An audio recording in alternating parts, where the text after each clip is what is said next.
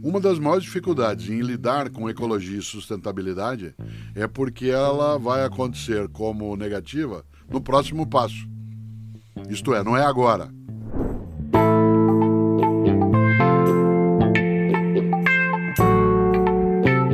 De todas as espécies que já existiram na humanidade e também ao longo do planeta Terra, 90%, 98% estão extintos. Sim, a gente não matou todos eles. Não, né? De maneira alguma.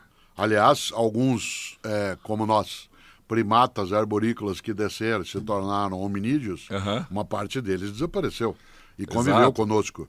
Exato. Eu estou lembrando isso porque a única experiência mais recente que tivemos foi a pandemia. Quando a necessidade de uma parte das atividades serem cessadas, em que o encontro exigia um recolhimento maior de algumas atividades, diminuiu a poluição em vários lugares e, por outro lado, algumas espécies que estavam muito retidas passaram a voltar às cidades, aos locais. Nós tivemos uma experiência forçada em relação a isso. Isso serve de alerta. Claro que qual é a grande encrenca, né, Pedro? Quando você tem alguém que é negacionista, diz assim, isso não vai acontecer, é que não dá para esperar. Né? E fazer para dizer se ele tem razão ou não. Alguém que negue as evidências desse momento só será contraditado ou contraditada se ela puder ter a experiência de passar o tempo em que isso acontecerá ou não. É igual quem nega o formato da Terra, né? Ou quem nega a vacina. Porque a única maneira de você dizer que não funciona ou funciona é deixar a população sem vacina e vai perecendo. Exato. Né? Em larga escala, por isso. Ou seja, de quem diz que a Terra é plana, a única possibilidade de você provar assim mais para essa pessoa ver com os próprios olhos é retirá-la da Terra, né? Tirá-la do planeta. Que é muito pouco provável. Hoje o custo está um pouco alto em relação a isso. Pode ser que em algum momento se vai fazer. Mas você levantou um ponto que é muito importante nesse tema, né, do cuidar da casa comum, porque a nossa petulância e arrogância nos leva a supor que nada vai acontecer. O exemplo que eu mais dou vale para várias coisas. Vale para a ecologia, vale para convivência, vale para a inteligência artificial. Eu, como você, viajo bastante de avião. E ontem, de novo, ao pegar um avião numa região do Brasil, voltando para São Paulo, mais uma vez eu ouvi uma fala que agora vem se tornando comum nos aviões, quando o comissário-chefe de bordo diz, por favor, vamos agora passar as instruções de segurança, e agora vem a frase nova. Mesmo sendo um passageiro habitual, pedimos que fique atento. Por que isso? Porque o passageiro habitual, aquele que viaja sempre, raramente presta atenção nas instruções de segurança, porque não teme mais. No começo, o primeiro voo, o segundo voo, você fica até em estado, né, de tensão. Agora, você olha para o lugar onde vai cair a máscara, será que vai cair aqui mesmo? Agora não presta atenção, porque como não aconteceu anteontem, não aconteceu o desastre ontem, a suposição é que não vai acontecer hoje. Isso é a famosa lógica do peru de Natal. Bom, não morri dia 20, não morri dia 21, não morri dia 22, não morri dia 23, então não vou morrer. Certo? Aguarde dia 24. Ora, isso vale no cinema. Esse exemplo eu digo de novo, para ecologia, inteligência artificial, coisas que a humanidade precisa tomar atenção. Você está no cinema. Na hora da penumbra, antes de começar o filme, vem as instruções de segurança. Quase ninguém presta atenção. A pessoa continua olhando o celular, conversando com outra pessoa, enquanto se diz na tela, temos extintor, saída. Olha que interessante, se tiver um sinistro, o número de pessoas que sabe onde fica a saída de emergência é muito diminuto. Onde está um extintor de incêndio é muito diminuto, porque qual é a suposição? Não vai acontecer. E é esse equívoco que mais nos captura numa tola crença de que nada vai acontecer. Que pode deixar, nós estamos evoluindo, e usa aí equivocadamente a palavra evolução, e tudo vai dar certo. Não é assim. É só olhar a história da natureza para ver como ela, tal como o cravo incomodante, o espelhe. E você não acha que isso tem a ver com uma percepção das pessoas que está muito ligada à experiência própria? Por exemplo, é muito mais difícil você entender o aquecimento global se você mora num lugar cujo inverno é rigoroso, Ou se você mora num lugar que ainda é cercado pela natureza, ainda tem uma prática que não é tão ligada às consequências do aquecimento global, ou seja, você não mora naquelas ilhas em que o nível da água está subindo e que as populações têm que ser retiradas, assim. Ou seja, a água ainda não bateu literalmente na bunda, Sim. e aí, pela percepção pessoal mesmo de cada um, você acha, tá, mas isso é uma coisa longe, meu filho que vai ver, minha filha que vai ver, ou nem isso. Não acredito, isso é coisa da mídia. Há 10 anos, na cidade de São Paulo, nós tivemos o início de algo que foi chamado de restrição hídrica, que era um nome sofisticado para escassez de água. Escassez de água. E nós não notávamos que a água poderia faltar, exceto quando ela faltou. Quando se teve que começar a fazer rodízio numa cidade desse tamanho, para que o abastecimento fosse suficiente. Naquele momento, a criatividade teve de vir à tona.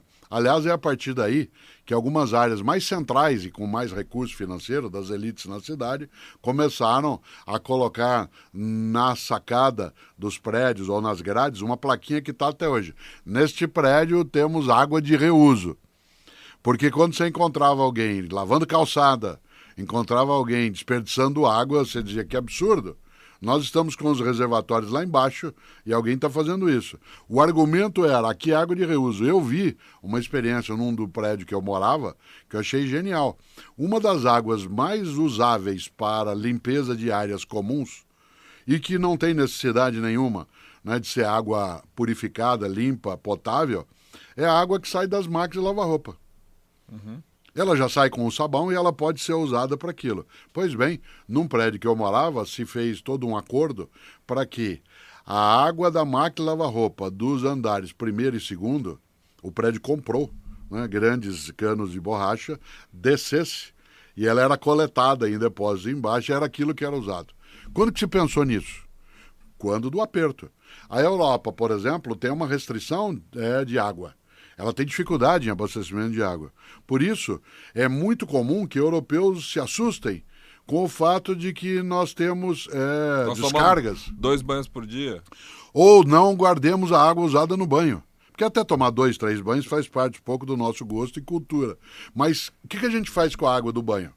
Por que ela não é coletada? Na Europa, eu já vi isso, e você também que morou lá existe coleta da água, a água de uso e reuso.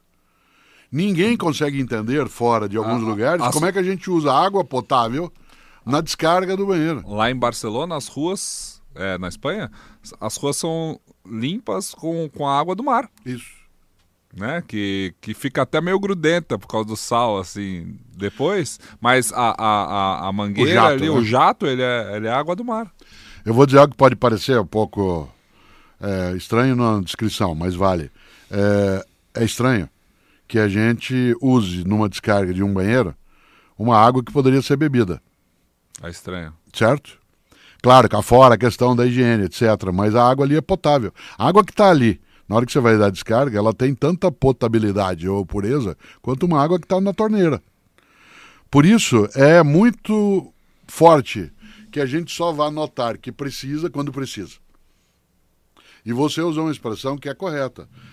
Quem nota primeiro a poluição, digamos, na Amazônia ou a destruição? Quem precisa viver daquele lugar. Quem não consegue mais tirar a vida dali. Quem compra o peixe no mercado, quem vive numa outra região, vai achar que aquilo, tudo bem, é passageiro, logo logo eu vou embora. Quando deu o acidente lá em Brumadinho, né, que aquilo teve um impacto em todo o foz do Rio São Francisco. E do Rio Doce. E do Rio Doce, né, exatamente. Aquilo caminhou como um impacto em cidades e cidades, na pesca, e até hoje as pessoas têm problema com isso. E uma das coisas mais fortes disso é imaginar que, bom, tudo bem, não é comigo, porque não está me afetando. Essa ausência de ampliação da consciência ela é muito prejudicial. Algumas pessoas até imaginam, não, mas isso não vai acontecer na minha geração. Desprezando até o que virá para as gerações seguintes.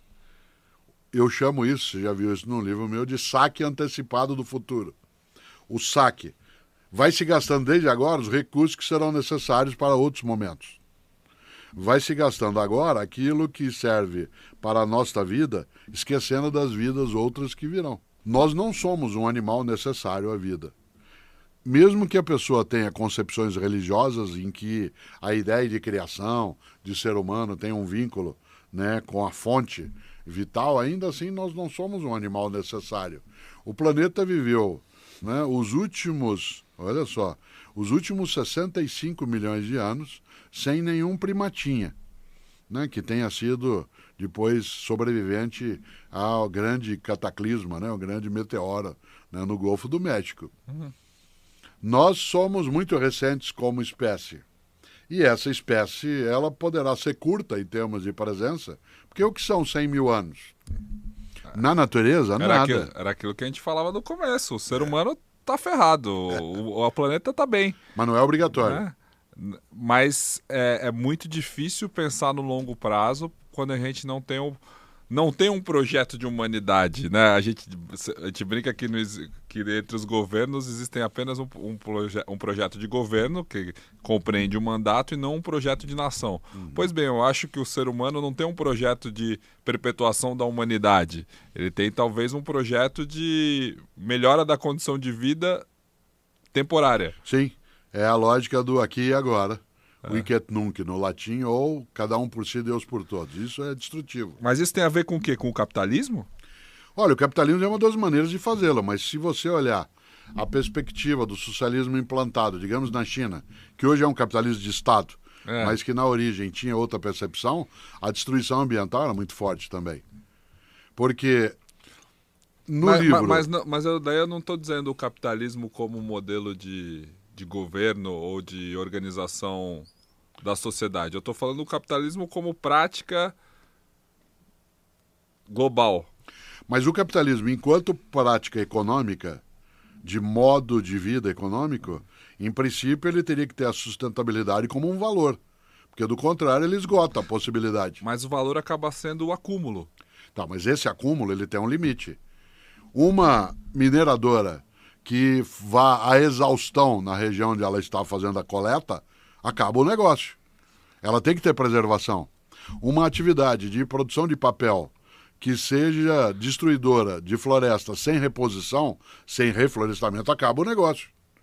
Por isso ela tem que ter um limite em relação àquilo que faz. Hoje, a sustentabilidade ela é um valor também econômico. Porque, do contrário, se você reduz o número de materiais ou de matéria-prima à disposição, o número de pessoas na região, o número de consumidores, isso termina com a atividade. Nesse sentido, se olhar o capitalismo só como uma produção econômica, que ele não é, mas olhar só como um mecanismo econômico, isso. A sustentabilidade ela é algo que interessa. Mas na prática ele se destrói.